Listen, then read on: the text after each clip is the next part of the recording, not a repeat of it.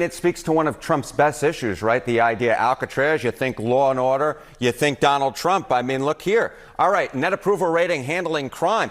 What do we have here? We have a positive rating for Donald Trump, even in the most recent polling. Look at that, at plus 2 points. Far better than Joe Biden, who was so far underwater. My goodness, he was setting records at minus 26 points. You rarely ever see it. So Donald Trump ran in part on law and order. It was one of the reasons that he got elected.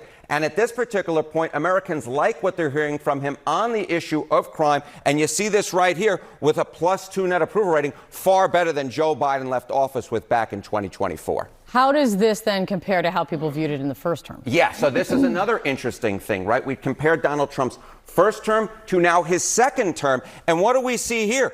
We see that Donald Trump's net approval rating on handling crime is far better now at plus 2 points, the view of term number 2, than we go back to a retrospective approval rating back in March of 2024, in which he was underwater at minus 13 points. So he's doing 15 points better in terms of how people are viewing his handling of crime now than he was doing back in March of 2024. So when you hear Donald Trump talking about stuff like Alcatraz, yes, I know it's late night fodder for a lot of different folks, but what it actually speaks to is Donald Trump focusing the American people's attention on an issue in which they actually do like what he's doing. And you see it here with a net positive approval rating of plus 2 points, which again is 15 points higher than what we saw for Donald Trump in term numero uno.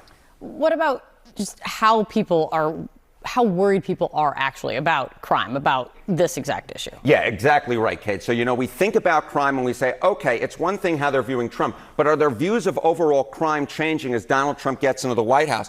And what do we see here? Well, the percentage of Americans who worry a great deal about crime, we actually have seen that percentage drop over the last year. It was 53% last year. And look at where we are now. We're at 47%. It's the first time in about 5 years in which the percentage of Americans who worry a great deal about crime has actually dropped under the 50% mark. And more than that, it's a rare issue that we've seen from 2024 to 2025 in which the percentage of Americans who worry a great deal about a particular issue has actually dropped by 5 points or more. In fact, it's one of only 2 issues in which we saw a 5-point decline among both Democrats and Republicans. So I think Donald Trump is going to continue on this law and order issue because the bottom line is it is working for him.